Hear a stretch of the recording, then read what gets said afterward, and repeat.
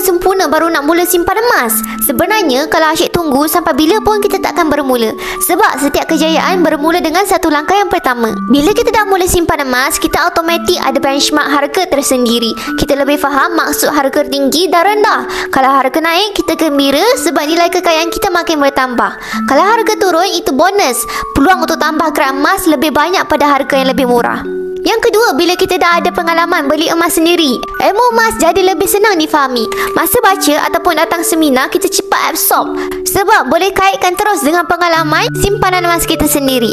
Dan yang ketiga, bila emas dah ada di tangan, automatik semangat kita lebih kuat nak tambah simpanan. Naluri manusia memang sukakan emas, jadi itu jadi pembakar semangat untuk kita konsisten menabung emas. Jadi jangan tunggu sempurna baru nak bermula.